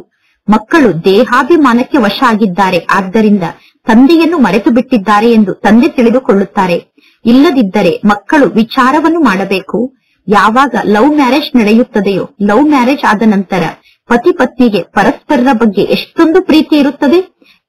ಇನ್ನು ಕೆಲವೊಮ್ಮೆ ಲವ್ ಮ್ಯಾರೇಜ್ ಆದ ನಂತರವೂ ಕೆಲವರ ವಿಚಾರ ಬದಲಾಗುತ್ತದೆ. ಕೆಲವರು ತಮ್ಮ ಪತ್ನಿಯನ್ನೂ ಕೂಡ ಸಾಯಿಸಿ ಬಿಡುತ್ತಾರೆ. ಈಗ ಪರಮಾತ್ಮ ತಂದೆಯ ಜೊತೆಗೆ ನೀವು ಲವ್ ಮ್ಯಾರೇಜ್ ಅನ್ನು ಮಾಡಿಕೊಂಡಿದ್ದೀರಾ. ಪರಮಾತ್ಮ ತಂದೆಯ ಜೊತೆಗೆ ಈಗ ನಿಮ್ಮ ಪ್ರೇಮ ವಿವಾಹ ಆಗಿದೆ. ಪರಮಾತ್ಮ ತಂದೆ ಬಂದು ನಿಮಗೆ ತಮ್ಮ ಪರಿಚಯವನ್ನು ನೀಡುತ್ತಾರೆ. ನೀವು ಸ್ವಯಂ ತಂದೆಯ ಪರಿಚಯವನ್ನು ಪ್ರಾಪ್ತಿ ಮಾಡಿಕೊಳ್ಳಲು ಸಾಧ್ಯ ಇಲ್ಲ. ನಿಮಗೆ ಪರಿಚಯವನ್ನು ನೀಡಲು ಸ್ವಯಂ ಪರಮಾತ್ಮ ತಂದೆ ಬರಬೇಕಾಗುತ್ತದೆ. ಪರಮಾತ್ಮ ತಂದೆ ಯಾವಾಗ ಬರುತ್ತಾರೆ ಅಂದರೆ ಯಾವಾಗ ಈ ಜಗತ್ತು ಹಳೆಯ ಜಗತ್ತಾಗಿರುತ್ತದೆಯೋ ಆಗ ತಂದೆ ಈ ಸೃಷ್ಟಿಗೆ ಬರುತ್ತಾರೆ. ಹಳೆಯ ಜಗತ್ತನ್ನು ಹೊಸ ಜಗತ್ತನ್ನಾಗಿ ಮಾಡಲು ಅವಶ್ಯವಾಗಿ ಪರಮಾತ್ಮ ತಂದೆ ಸಂಗಮ ಯುಗದಲ್ಲೇ ಬರುತ್ತಾರೆ. ಹೊಸ ಜಗತ್ತನ್ನು ಸ್ಥಾಪನೆ ಮಾಡುವುದು ಪರಮಾತ್ಮ ತಂದೆಯ ಕರ್ತವ್ಯ ಆಗಿದೆ. ಪರಮಾತ್ಮ ತಂದೆ ನಿಮ್ಮನ್ನು ಸ್ವರ್ಗಕ್ಕೆ ಮಾಲೀಕರನ್ನಾಗಿ ಮಾಡುತ್ತಾರೆ. ಅಂದ ಮೇಲೆ ಇಂತಹ ಪರಮಾತ್ಮ ತಂದೆಯ ಜೊತೆಗೆ ನಿಮಗೆ ಎಷ್ಟೊಂದು ಪ್ರೀತಿ ಇರಬೇಕು. ಆದರೆ ಮಕ್ಕಳು ಹೇಳುತ್ತೀರಾ, ನಾನು ತಂದೆಯನ್ನು ಮರೆತು ಬಿಡುತ್ತೇನೆ ಎಂದು, ನಾನು ಪರಮಾತ್ಮ ತಂದೆಯ ನೆನಪನ್ನು ಮರೆಯುತ್ತೇನೆ ಎಂದು ನೀವು ಏಕೆ ಹೇಳುತ್ತೀರಾ? ಪರಮಾತ್ಮ ತಂದೆ ಸರ್ವಶ್ರೇಷ್ಠ ತಂದೆಯಾಗಿದ್ದಾರೆ. ಪರಮಾತ್ಮ ತಂದೆಗಿಂತ ಶ್ರೇಷ್ಠರು ಈ ಜಗತ್ತಿನಲ್ಲಿ ಬೇರೆ ಯಾರೂ ಇರಲು ಸಾಧ್ಯ ಇಲ್ಲ. ಮನುಷ್ಯರು ಮುಕ್ತಿಯನ್ನು ಪಡೆದುಕೊಳ್ಳಲು ಎಷ್ಟೊಂದು ತಲೆಯನ್ನು ಚಚ್ಚಿಕೊಳ್ಳುತ್ತಾರೆ. ಮುಕ್ತಿಗೋಸ್ಕರ ಮನುಷ್ಯರು ಎಷ್ಟೊಂದು ಉಪಾಯವನ್ನು ಮಾಡುತ್ತಾರೆ. ಆದರೆ ಜಗತ್ತಿನಲ್ಲಿ ಎಷ್ಟೊಂದು ಅಸತ್ಯ ಇದೆ, ಎಷ್ಟೊಂದು ಮೋಸ ಇದೆ. ಮಹರ್ಷಿ ಮುಂತಾದ ಹೆಸರನ್ನು ಇಟ್ಟುಕೊಂಡಿದ್ದಾರೆ. ಗೌರ್ಮೆಂಟ್ ಕೂಡ ಅಂತಹ ಹೆಸರನ್ನು ಕೇಳಿ ಅವರಿಗೆ 10 ಎಕರೆ 20 ಎಕರೆ ಜಮೀನನ್ನು ಕೊಡುತ್ತದೆ ಎಂದು ಈ ರೀತಿ ತಿಳಿದುಕೊಳ್ಳಬೇಡಿ. ಗೌರ್ಮೆಂಟ್ ಧರ್ಮದ ಮಾರ್ಗದಂತೆ ನಡೆಯುತ್ತಿದೆ, ಆದ್ದರಿಂದ ಅವರಿಗೆ ಸಹಯೋಗವನ್ನು ಕೊಡುತ್ತಿದೆ ಎಂದು ತಿಳಿದುಕೊಳ್ಳಬೇಡಿ. ಆದರೆ ಕೆಲವು ಮಿನಿಸ್ಟರ್ಗಳು ಧಾರ್ಮಿಕ ವ್ಯಕ್ತಿಗಳಾಗಿರುತ್ತಾರೆ. ಇನ್ನು ಕೆಲವರು ಅಧರ್ಮದ ಮಾರ್ಗದಲ್ಲಿ ನಡೆಯುವಂತಹ ಮಿನಿಸ್ಟರ್ ಆಗಿರುತ್ತಾರೆ. ಕೆಲವರು ಧರ್ಮವನ್ನು ಒಪ್ಪಿಕೊಳ್ಳುವುದೇ ಇಲ್ಲ. ಧರ್ಮದಲ್ಲಿ ಶಕ್ತಿ ಇದೆ ಎಂದು ಕರೆಯಲಾಗುತ್ತದೆ. ಕ್ರಿಶ್ಚಿಯನ್ನರಲ್ಲಿ ಶಕ್ತಿ ಇತ್ತು ತಾನೆ, ಆದ್ದರಿಂದ ಕ್ರಿಶ್ಚಿಯನ್ನರು ಇಡೀ ಭಾರತವನ್ನು ನುಂಗಿಬಿಟ್ಟರು. ಈಗ ಭಾರತದಲ್ಲಿ ಯಾವ ಶಕ್ತಿಯೂ ಇಲ್ಲ. ಭಾರತದಲ್ಲಿ ಎಷ್ಟೊಂದು ಜಗಳ, ಎಷ್ಟೊಂದು ಗಲಾಟೆ ನಡೆಯುತ್ತಿದೆ. ಇದೇ ಭಾರತ ಮೊದಲು ಹೇಗಿತ್ತು? ಪರಮಾತ್ಮ ತಂದೆ ಈ ಸೃಷ್ಟಿಗೆ ಹೇಗೆ ಬರುತ್ತಾರೆ ನೋಡಿ. ಪರಮಾತ್ಮ ತಂದೆ ಎಂತಹ ಸ್ಥಾನಕ್ಕೆ ಬರುತ್ತಾರೆ ನೋಡಿ. ತಂದೆಯ ಬಗ್ಗೆ ಜಗತ್ತಿನಲ್ಲಿ ಯಾರಿಗೂ ಕೂಡ ಸ್ವಲ್ಪವೂ ಗೊತ್ತಿಲ್ಲ. ನಿಮಗೆ ಗೊತ್ತಿದೆ, ಮಗಧ ದೇಶದಲ್ಲಿ ಪರಮಾತ್ಮ ತಂದೆ ಬರುತ್ತಾರೆ. ಎಲ್ಲಿ ಕೇವಲ ಮೊಸಳೆಗಳೇ ಇರುತ್ತದೆಯೋ ಅಂತಹ ಸ್ಥಾನಕ್ಕೆ ಪರಮಾತ್ಮ ತಂದೆ ಬರುತ್ತಾರೆ. ಮನುಷ್ಯರು ಎಂತವರಾಗಿದ್ದಾರೆ ಅಂದರೆ ಮನುಷ್ಯರು ಎಲ್ಲವನ್ನು ನುಂಗುವಂತವರಾಗಿದ್ದಾರೆ. ವರ್ತಮಾನ ಸಮಯದ ಮನುಷ್ಯರು ಎಲ್ಲವನ್ನು ಸ್ವಯಂ ನುಂಗುವಂತವರಾಗಿ ಬಿಟ್ಟಿದ್ದಾರೆ. ಭಾರತದಲ್ಲೇ ಎಲ್ಲರಿಗಿಂತ ಜಾಸ್ತಿ ವೈಷ್ಣವರು ಇದ್ದರು. ಭಾರತ ದೇಶ ವೈಷ್ಣವರ ರಾಜ್ಯ ಆಗಿದೆ. ಮಹಾನ್ ಪವಿತ್ರ ದೇವತೆಗಳಿದ್ದಂತಹ ರಾಜ್ಯ ಯಾವುದು ಮತ್ತು ಈ ಸಮಯದಲ್ಲಿ ಎಲ್ಲವನ್ನೂ ನುಂಗುತ್ತಿರುವಂತಹ ಮನುಷ್ಯರಿರುವಂತಹ ರಾಜ್ಯ ಯಾವುದು ನೋಡಿ, ಎರಡಕ್ಕೂ ಎಷ್ಟೊಂದು ಅಂತರ ಇದೆ. ಈ ಸಮಯದಲ್ಲಿ ಎಲ್ಲರೂ ಕೂಡ ಮೋಸಗಾರರಾಗಿದ್ದಾರೆ, ವಂಚಕರಾಗಿದ್ದಾರೆ. ಭಾರತದ ಪರಿಸ್ಥಿತಿ ಏನಾಗಿ ಬಿಟ್ಟಿದೆ ನೋಡಿ. ಈ ಎಲ್ಲಾ ಜ್ಞಾನದ ರಹಸ್ಯವನ್ನು ಪರಮಾತ್ಮ ತಂದೆ ಮಕ್ಕಳಿಗೆ ತಿಳಿಸುತ್ತಿದ್ದಾರೆ. ಮೇಲಿನಿಂದ ಹಿಡಿದು ಕೆಳಗಿನವರೆಗಿನ ಸಂಪೂರ್ಣ ಜ್ಞಾನವನ್ನು ತಂದೆ ಮಕ್ಕಳಿಗೆ ನೀಡುತ್ತಾರೆ. ಮೊತ್ತ ಮೊದಲು ನೀವು ಈ ಭೂಮಿಯ ಮೇಲೆ ನಿವಾಸವನ್ನು ಮಾಡುತ್ತೀರಾ. ನಂತರ ಈ ಭೂಮಿಯ ಮೇಲೆ ಮನುಷ್ಯರ ಸಂಖ್ಯೆ ವೃದ್ಧಿಯಾಗುತ್ತದೆ. ಈಗ ಸ್ವಲ್ಪೇ ಸಮಯದಲ್ಲಿ ಹಾಹಾಕಾರ ನಡೆಯುತ್ತದೆ. ಜಗತ್ತಿನಲ್ಲಿ ಹಾಹಾಕಾರ ಜಾಸ್ತಿಯಾದಾಗ ಎಲ್ಲರೂ ಅಯ್ಯೋ ಅಯ್ಯೋ ಎಂದು ಕೂಗುತ್ತಾರೆ. ಸ್ವರ್ಗದಲ್ಲಿ ನೋಡಿ ಎಷ್ಟೊಂದು ಸುಖ ಇದೆ. ನಿಮ್ಮ ಗುರಿ ಉದ್ದೇಶದ ಚಿತ್ರ ಆದಂತಹ ಲಕ್ಷ್ಮೀನಾರಾಯಣರ ಲಕ್ಷಣವನ್ನು ನೋಡಿ. ಈಗ ಮಕ್ಕಳಾದ ನೀವು ಲಕ್ಷ್ಮೀನಾರಾಯಣರಲ್ಲಿರುವ ಎಲ್ಲಾ ಗುಣವನ್ನು ಧಾರಣೆ ಮಾಡಿಕೊಳ್ಳಬೇಕು. ಇದು ಬಹಳ ಶ್ರೇಷ್ಠ ಶಿಕ್ಷಣ ಆಗಿದೆ. ಪರಮಾತ್ಮ ತಂದೆ ಎಷ್ಟು ಸ್ಪಷ್ಟ ರೂಪದಲ್ಲಿ ಜ್ಞಾನವನ್ನು ತಿಳಿಸುತ್ತಾರೆ. ಮಾಲೆಯ ರಹಸ್ಯವನ್ನೂ ಕೂಡ ಪರಮಾತ್ಮ ತಂದೆ ತಿಳಿಸಿದ್ದಾರೆ. ಮಾಲೆಯಲ್ಲಿ ಮೇಲಿರುವಂತಹ ಹೂವು ಶಿವತಂದೆ ಆಗಿದ್ದಾರೆ. ನಂತರ 2 ಮಣಿಗಳು ಅಂದರೆ ಬ್ರಹ್ಮ ಸರಸ್ವತಿ ಆಗಿದ್ದಾರೆ. ಇದು ಪ್ರವೃತ್ತಿ ಮಾರ್ಗ ಆಗಿದೆ ತಾನೆ. ನಿವೃತ್ತಿ ಮಾರ್ಗದವರು ಮಾಲೆಯನ್ನು ಜಪ ಮಾಡಲು ಅನುಮತಿಯನ್ನು ನೀಡುವುದಿಲ್ಲ. ಇದು ದೇವತೆಗಳ ಮಾಲೆಯಾಗಿದೆ. ಯಾರು ರಾಜ್ಯವನ್ನು ಆಳಿದ್ದಾರೋ ಅವರ ಮಾಲೆ ಈ ಮಾಲೆಯಾಗಿದೆ. ನಿಮ್ಮಲ್ಲೇ ನಂಬರ್ ವಾರಾಗಿ ನೀವು ರಾಜ್ಯವನ್ನು ಆಳುತ್ತೀರಾ. ಕೆಲವು ಮಕ್ಕಳು ನಿರ್ಭಯರಾಗಿ ಅನ್ಯರಿಗೆ ಜ್ಞಾನವನ್ನು ತಿಳಿಸುತ್ತಾರೆ. ನೀವು ಬಂದರೆ ನಾವು ನಿಮಗೆ ಇಂತಹ ಜ್ಞಾನದ ಮಾತಿನ ಬಗ್ಗೆ ತಿಳಿಸುತ್ತೇವೆ. ಆ ಮಾತಿನ ಬಗ್ಗೆ ನಮ್ಮನ್ನು ಬಿಟ್ಟು ಬೇರೆ ಯಾರೂ ತಿಳಿಸಲು ಸಾಧ್ಯ ಇಲ್ಲ ಎಂದು. ಶಿವತಂದೆಯ ಬಗ್ಗೆ ಜಗತ್ತಿನಲ್ಲಿ ಬೇರೆ ಯಾರಿಗೂ ಗೊತ್ತಿಲ್ಲ. ಈ ದೇವತೆಗಳಿಗೆ ಈ ರಾಜಯೋಗವನ್ನು ಯಾರು ಕಲಿಸಿದರು ಅನ್ನುವಂತಹ ಎಲ್ಲಾ ಮಾತಿನ ಬಗ್ಗೆ ಬಹಳಷ್ಟು ಶಾಂತಿಯಿಂದ ಕುಳಿತು ನೀವು ಜ್ಞಾನವನ್ನು ತಿಳಿಸಬೇಕು. ಇದೇ ದೇವತೆಗಳು 84 ಜನ್ಮವನ್ನು ಹೇಗೆ ಪಡೆದುಕೊಳ್ಳುತ್ತಾರೆ? 84 ಜನ್ಮವನ್ನು ಪಡೆದುಕೊಂಡು ದೇವತೆಗಳು ನಂತರ ಕ್ಷತ್ರಿಯರಾಗುತ್ತಾರೆ, ನಂತರ ವೈಶ್ಯರಾಗುತ್ತಾರೆ, ನಂತರ ಶೂದ್ರರಾಗುತ್ತಾರೆ. ಪರಮಾತ್ಮ ತಂದೆ ಎಷ್ಟು ಸಹಜ ರೂಪದಲ್ಲಿ ಜ್ಞಾನದ ಮಾತನ್ನು ತಿಳಿಸುತ್ತಾರೆ. ಮತ್ತು ನೀವೀಗ ಪವಿತ್ರರಾಗಬೇಕು. ಪವಿತ್ರರಾದಾಗ ಮಾತ್ರ ನೀವು ಶ್ರೇಷ್ಠ ಪದವಿಯನ್ನು ಪಡೆದುಕೊಳ್ಳುತ್ತೀರಾ. ಇಡೀ ವಿಶ್ವದಲ್ಲಿ ಶಾಂತಿಯನ್ನು ನೀವು ಸ್ಥಾಪನೆ ಮಾಡುತ್ತೀರಾ. ಪರಮಾತ್ಮ ತಂದೆ ನಿಮಗೆ ರಾಜ್ಯ ಭಾಗ್ಯವನ್ನು ನೀಡುತ್ತಾರೆ. ಪರಮಾತ್ಮ ತಂದೆ ದಾತ ಆಗಿದ್ದಾರೆ. ಪರಮಾತ್ಮ ತಂದೆ ನಮ್ಮಿಂದ ಏನನ್ನೂ ತೆಗೆದುಕೊಳ್ಳುವುದಿಲ್ಲ. ನಿಮ್ಮ ಈ ಶಿಕ್ಷಣವೇ. ಕೆಲವು ಮಕ್ಕಳು ನಿರ್ಭಯರಾಗಿ ಅನ್ಯರಿಗೆ ಜ್ಞಾನವನ್ನು ತಿಳಿಸುತ್ತಾರೆ. ನೀವು ಬಂದರೆ ನಾವು ನಿಮಗೆ ಇಂತಹ ಜ್ಞಾನದ ಮಾತಿನ ಬಗ್ಗೆ ತಿಳಿಸುತ್ತೇವೆ. ಆ ಮಾತಿನ ಬಗ್ಗೆ ನಮ್ಮನ್ನು ಬಿಟ್ಟು ಬೇರೆ ಯಾರೂ ತಿಳಿಸಲು ಸಾಧ್ಯ ಇಲ್ಲ ಎಂದು. ಶಿವತಂದೆಯ ಬಗ್ಗೆ ಜಗತ್ತಿನಲ್ಲಿ ಬೇರೆ ಯಾರಿಗೂ ಗೊತ್ತಿಲ್ಲ. ಈ ದೇವತೆಗಳಿಗೆ ಈ ರಾಜಯೋಗವನ್ನು ಯಾರು ಕಲಿಸಿದರು ಅನ್ನುವಂತಹ ಎಲ್ಲಾ ಮಾತಿನ ಬಗ್ಗೆ ಬಹಳಷ್ಟು ಶಾಂತಿಯಿಂದ ಕುಳಿತು ನೀವು ಜ್ಞಾನವನ್ನು ತಿಳಿಸಬೇಕು. ಇದೇ ದೇವತೆಗಳು 84 ಜನ್ಮವನ್ನು ಹೇಗೆ ಪಡೆದುಕೊಳ್ಳುತ್ತಾರೆ? 84 ಜನ್ಮವನ್ನು ಪಡೆದುಕೊಂಡು ದೇವತೆಗಳು ನಂತರ ಕ್ಷತ್ರಿಯರಾಗುತ್ತಾರೆ, ನಂತರ ವೈಶ್ಯರಾಗುತ್ತಾರೆ, ನಂತರ ಶೂದ್ರರಾಗುತ್ತಾರೆ. ಪರಮಾತ್ಮ ತಂದೆ ಎಷ್ಟು ಸಹಜ ರೂಪದಲ್ಲಿ ಜ್ಞಾನದ ಮಾತನ್ನು ತಿಳಿಸುತ್ತಾರೆ. ಮತ್ತು ನೀವೀಗ ಪವಿತ್ರರಾಗಬೇಕು. ಪವಿತ್ರರಾದಾಗ ಮಾತ್ರ ನೀವು ಶ್ರೇಷ್ಠ ಪದವಿಯನ್ನು ಪಡೆದುಕೊಳ್ಳುತ್ತೀರಾ. ಇಡೀ ವಿಶ್ವದಲ್ಲಿ ಶಾಂತಿಯನ್ನು ನೀವು ಸ್ಥಾಪನೆ ಮಾಡುತ್ತೀರಾ. ಪರಮಾತ್ಮ ತಂದೆ ನಿಮಗೆ ರಾಜ್ಯ ಭಾಗ್ಯವನ್ನು ನೀಡುತ್ತಾರೆ. ಪರಮಾತ್ಮ ತಂದೆ ದಾತ ಆಗಿದ್ದಾರೆ. ಪರಮಾತ್ಮ ತಂದೆ ನಮ್ಮಿಂದ ಏನನ್ನೂ ತೆಗೆದುಕೊಳ್ಳುವುದಿಲ್ಲ. ನಿಮ್ಮ ಈ ಶಿಕ್ಷಣವೇ ಬಹುಮಾನ ಆಗಿದೆ. ಪರಮಾತ್ಮ ತಂದೆ ಬಹುಮಾನದ ರೂಪದಲ್ಲಿ ನಿಮಗೆ ಈ ಶಿಕ್ಷಣವನ್ನು ಕಲಿಸುತ್ತಿದ್ದಾರೆ. ಇಂತಹ ಬಹುಮಾನವನ್ನು ಎಂದು ಯಾರು ಯಾರಿಗೂ ನೀಡಲು ಸಾಧ್ಯ ಇಲ್ಲ. ಅಂದ ಮೇಲೆ ಇಂತಹ ಪರಮಾತ್ಮ ತಂದೆಯನ್ನು ಎಷ್ಟೊಂದು ಪ್ರೀತಿಯಿಂದ ನೆನಪು ಮಾಡಬೇಕು. ಆದರೆ ಮಕ್ಕಳು ತಂದೆಯನ್ನು ಪ್ರೀತಿಯಿಂದ ನೆನಪು ಮಾಡುವುದಿಲ್ಲ. ಲೌಕಿಕ ತಂದೆಯನ್ನು ಜೀವನ ಪರ್ಯಂತ ನೆನಪು ಮಾಡುತ್ತೀರಾ. ಲೌಕಿಕ ತಂದೆಯನ್ನು ಜನ್ಮ ಪೂರ್ತಿ ನೆನಪು ಮಾಡುತ್ತೀರಾ. ಪಾರಲೌಕಿಕ ತಂದೆಯನ್ನು ನೀವು ಏಕೆ ನೆನಪು ಮಾಡುವುದಿಲ್ಲ? ಪರಮಾತ್ಮ ತಂದೆ ತಿಳಿಸಿದ್ದಾರೆ, ಇದು ಯುದ್ಧದ ಮೈದಾನ ಆಗಿದೆ. ನೀವು ಪಾವನ ಆಗಲು ಸಮಯ ಬೇಕಾಗುತ್ತದೆ. ಎಷ್ಟು ಸಮಯ ಬೇಕಾಗುತ್ತದೆ ಅಂದರೆ ಎಲ್ಲಿಯವರೆಗೂ ಯುದ್ಧ ಪೂರ್ಣ ಆಗುವುದಿಲ್ಲವೋ ಅಲ್ಲಿಯವರೆಗೂ ನೀವು ತಂದೆಯನ್ನು ನೆನಪು ಮಾಡುತ್ತಿರುತ್ತೀರಾ ಎಂದು ಈ ರೀತಿ ತಿಳಿದುಕೊಳ್ಳಬೇಡಿ. ಯಾರು ಆದಿಯಲ್ಲಿ ಬಂದಿದ್ದಾರೋ ಅವರು ಸಂಪೂರ್ಣ ಪಾವನ ಆಗಿದ್ದಾರೆ ಎಂದು ತಿಳಿದುಕೊಳ್ಳಬೇಡಿ. ಪರಮಾತ್ಮ ತಂದೆ ತಿಳಿಸುತ್ತಾರೆ, ಮಾಯೆ ಯುದ್ಧ ಬಹಳ ಜೋರಾಗಿ ನಡೆಯುತ್ತದೆ. ಮಾಯೆ ಒಳ್ಳೊಳ್ಳೆ ಮಕ್ಕಳ ಮೇಲೂ ಕೂಡ ವಿಜಯವನ್ನು ಪಡೆದುಕೊಳ್ಳುತ್ತದೆ. ಮಾಯೆ ಅಷ್ಟೊಂದು ಶಕ್ತಿಶಾಲಿಯಾಗಿದೆ. ಯಾರು ಕೆಳಗಡೆ ಬೀಳುತ್ತಾರೋ ಅವರು ಪುನಃ ಎಲ್ಲಿಂದ ಮುರುಳಿಯನ್ನು ಕೇಳಲು ಸಾಧ್ಯ? ಯಾರು ಕೆಳಗಡೆ ಬೀಳುತ್ತಾರೋ ಅವರು ಸೆಂಟರ್ಗೆ ಬರುವುದೇ ಇಲ್ಲ. ಅಂದ ಮೇಲೆ ಪರಮಾತ್ಮ ತಂದೆ ಯಾವ ಜ್ಞಾನದ ಮಾತನ್ನು ತಿಳಿಸುತ್ತಿದ್ದಾರೆ ಎಂದು ಅವರಿಗೆ ಹೇಗೆ ಗೊತ್ತಾಗಲು ಸಾಧ್ಯ? ಮಾಯೆ ಮಕ್ಕಳನ್ನು 1 ಪೈಸೆಗೂ ಬೆಲೆ ಇಲ್ಲದಂತಹ ಆತ್ಮರನ್ನಾಗಿ ಮಾಡುತ್ತದೆ.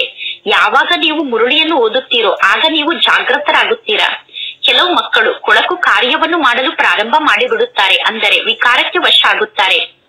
ಯಾರಾದರೂ ಬುದ್ಧಿವಂತ ಮಕ್ಕಳಾಗಿದ್ದರೆ ಅವರು ಅಂತವರಿಗೆ ಜ್ಞಾನವನ್ನು ತಿಳಿಸಬೇಕು. ನೀವು ಹೇಗೆ ಮಾಯೆಗೆ ಸೋತಿದ್ದೀರಾ ಎಂದು ಅವರಿಗೆ ಕೇಳಬೇಕು. ಪರಮಾತ್ಮ ತಂದೆ ನಿಮಗೆ ಯಾವ ಜ್ಞಾನದ ಮಾತನ್ನು ತಿಳಿಸುತ್ತಿದ್ದಾರೆ, ನೀವು ಪುನಃ ಎಲ್ಲಿಗೆ ಹೋಗುತ್ತಿದ್ದೀರಾ ಎಂದು ಅವರನ್ನು ಕೇಳಬೇಕು. ನೀವು ನೋಡುತ್ತೀರಾ ಇಂಥವರನ್ನು ಮಾಯೆ ನುಂಗುತ್ತಿದೆ ಅಂದ ಮೇಲೆ ಅವರನ್ನು ರಕ್ಷಣೆ ಮಾಡಲು ಪ್ರಯತ್ನ ಪಡಬೇಕು. ಮಾಯೆ ಅವರನ್ನು ಸಂಪೂರ್ಣವಾಗಿ ನುಂಗಿ ಬಿಡಬಾರದು. ಅದಕ್ಕೋಸ್ಕರ ಪುನಃ ಅವರನ್ನು ಜಾಗೃತರನ್ನಾಗಿ ಮಾಡಬೇಕು. ನೀವು ಜ್ಞಾನವನ್ನು ತಿಳಿಸಿದರೆ ಪುನಃ ಅವರು ಜಾಗೃತರಾಗಿ ಬಿಡಬಹುದು. ಇಲ್ಲದಿದ್ದರೆ ಅವರು ಶ್ರೇಷ್ಠ ಪದವಿಯನ್ನು ಪಡೆದುಕೊಳ್ಳಲು ಸಾಧ್ಯ ಇಲ್ಲ. ಅಂತವರು ಸದ್ಗುರುವಿಗೆ ನಿಂದನೆಯನ್ನು ಮಾಡಿಸುತ್ತಾರೆ. ಒಳ್ಳೆಯದು. ಮಧುರಾತಿ ಮಧುರ ಅಗಲಿ ಹೋಗಿ ಮರಳಿ ಸಿಕ್ಕಿರುವ ಮಕ್ಕಳ ಪ್ರತಿ ಮಾತ್ಪಿತಾ ಬಾಪ್ತಾದರವರ ನೆನಪು, ಪ್ರೀತಿ ಹಾಗೂ ಸುಪ್ರಭಾತ. ಆತ್ಮಿಕ ಮಕ್ಕಳಿಗೆ ಆತ್ಮಿಕ ತಂದೆಯ ನಮಸ್ತೆ. ಆತ್ಮಿಕ ತಂದೆಗೆ ಆತ್ಮಿಕ ಮಕ್ಕಳ ನೆನಪು, ಪ್ರೀತಿ ಹಾಗೂ ನಮಸ್ತೆ ನಮಸ್ತೆ ನಮಸ್ತೆ. ಧಾರಣೆಗೋಸ್ಕರ ಮುಖ್ಯ ಸಾರ. ಫಸ್ಟ್ ಪಾಯಿಂಟ್, ಪರಮಾತ್ಮ ತಂದೆಯ ಮೂಲಕ ಶಾಂತಿಯ ಕಲೆಯನ್ನು ಕಲಿತು ಹದ್ದಿನ ಜಗತ್ತಿನಿಂದ ಪಾರಾಗಿ ಬೇಹದ್ದಿನ ಜಗತ್ತಿಗೆ ಹೋಗಬೇಕು. ಪರಮಾತ್ಮ ತಂದೆ ಎಂತಹ ಅದ್ಭುತವಾದ ಜ್ಞಾನವನ್ನು ನಮಗೆ ನೀಡಿ ಎಷ್ಟು ದೊಡ್ಡ ಬಹುಮಾನವನ್ನು ನಮಗೆ ನೀಡುತ್ತಿದ್ದಾರೆ ಅನ್ನುವ ನಶೆ ಇರಬೇಕು. ಸೆಕೆಂಡ್ ಪಾಯಿಂಟ್, ನಿರ್ಭಯರಾಗಿ ಬಹಳಷ್ಟು ಶಾಂತಿಯಿಂದ ಜ್ಞಾನವನ್ನು ತಿಳಿಸಿ ಅನ್ಯರ ಸೇವೆಯನ್ನು ಮಾಡಬೇಕು. ಮಾಯೆ ಯುದ್ಧದಲ್ಲಿ ಶಕ್ತಿಶಾಲಿಯಾಗಿ ಮಾಯೆಯ ಮೇಲೆ ವಿಜಯವನ್ನು ಪಡೆದುಕೊಳ್ಳಬೇಕು. ಮುರುಳಿಯನ್ನು ಕೇಳಿ ಜಾಗೃತರಾಗಿ ಇರಬೇಕು ಮತ್ತು ಜ್ಞಾನವನ್ನು ತಿಳಿಸಿ ಎಲ್ಲರನ್ನೂ ಜಾಗೃತರನ್ನಾಗಿ ಮಾಡಬೇಕು. ಇಂದಿನ ವರದಾನ ಆಗಿದೆ. ಪರಮ ಪೂಜ್ಯರಾಗಿ ಪರಮಾತ್ಮನ ಪ್ರೀತಿಯ ಅಧಿಕಾರವನ್ನು ಪ್ರಾಪ್ತಿ ಮಾಡಿಕೊಳ್ಳುವಂತಹ ಸಂಪೂರ್ಣ ಸ್ವಚ್ಛ ಆತ್ಮ ಆಗಿ ಸದಾ ಇದೇ ಸ್ಮೃತಿಯನ್ನು ಜೀವನದಲ್ಲಿ ಧಾರಣೆ ಮಾಡಿಕೊಳ್ಳಿ. ನಾನು ಪೂಜ್ಯ ಆತ್ಮ ಆಗಿದ್ದೇನೆ. ಪೂಜ್ಯ ಆತ್ಮನಾದ ನಾನು ಈ ಶರೀರ ಅನ್ನುವ ಮಂದಿರದಲ್ಲಿ ವಿರಾಜಮಾನ ಆಗಿದ್ದೇನೆ. ಇಂತಹ ಪೂಜ್ಯ ಆತ್ಮನಾದ ನನ್ನ ಬಗ್ಗೆ ಸರ್ವರಿಗೂ ಪ್ರೀತಿ ಇದೆ. ಪೂಜ್ಯ ಆತ್ಮನಾದ ನಾನು ಸರ್ವರಿಗೂ ಪ್ರಿಯ ಆಗಿದ್ದೇನೆ. ನಮ್ಮ ಜಡಮೂರ್ತಿ ಕೂಡ ಸರ್ವರಿಗೂ ಪ್ರಿಯ ಆಗಿದೆ. ಯಾರು ಸ್ವಯಂವನ್ನು ಪೂಜ್ಯ ಆತ್ಮ ಎಂದು ತಿಳಿದುಕೊಂಡು ಸರ್ವರಿಗೂ ಪ್ರಿಯ ಆಗುತ್ತಾರೋ ಅವರ ಜಡಮೂರ್ತಿ ಕೂಡ ಸರ್ವರಿಗೂ ಪ್ರಿಯ ಆಗಿರುತ್ತದೆ. ಕೆಲವರು ಸಾಕಾರದಲ್ಲಿ ಪರಸ್ಪರ ಜಗಳವನ್ನು ಮಾಡುತ್ತಿರಬಹುದು, ಆದರೆ ಮೂರ್ತಿಯನ್ನು ಎಲ್ಲರೂ ಪ್ರೀತಿ ಮಾಡುತ್ತಾರೆ. ಏಕೆಂದರೆ ಆ ಮೂರ್ತಿಯಲ್ಲಿ ಪವಿತ್ರತೆ ಇದೆ. ಅಂದ ಮೇಲೆ ನಿಮ್ಮನ್ನು ನೀವು ಕೇಳಿಕೊಳ್ಳಿ, ನನ್ನ ಮನಸ್ಸು ಬುದ್ಧಿ ಸಂಪೂರ್ಣ ಸ್ವಚ್ಛ ಆಗಿದೆ ತಾನೆ? ನನ್ನಲ್ಲಿ ಸ್ವಲ್ಪ ಕೂಡ ಅಪವಿತ್ರತೆ ಮಿಕ್ಸ್ ಆಗಿಲ್ಲ ತಾನೆ? ಯಾವಾಗ ಈ ರೀತಿ ಸಂಪೂರ್ಣ ಸ್ವಚ್ಛ ಆತ್ಮರಾಗುತ್ತೀರೋ ಆಗ ಪರಮಾತ್ಮ ತಂದೆಯ ಪ್ರೀತಿಗೆ ಅಧಿಕಾರಿಗಳಾಗುತ್ತೀರಾ. ಇಂದಿನ ಶ್ಲೋಗನ್ ಆಗಿದೆ, ಜ್ಞಾನದ ಖಜಾನೆಯನ್ನು ಸ್ವಯಂನಲ್ಲಿ ಧಾರಣೆ ಮಾಡಿಕೊಂಡು ಪ್ರತಿಕ್ಷಣ ಪ್ರತಿಯೊಂದು ಕರ್ಮದ ಬಗ್ಗೆ ಚೆನ್ನಾಗಿ ಅರ್ಥ ಮಾಡಿಕೊಂಡು ಕಾರ್ಯವನ್ನು ಮಾಡುವಂತವರೇ ಜ್ಞಾನಿ ಆತ್ಮರಾಗಿದ್ದಾರೆ. ಒಳ್ಳೆಯದು. ಓಂ ಶಾಂತಿ.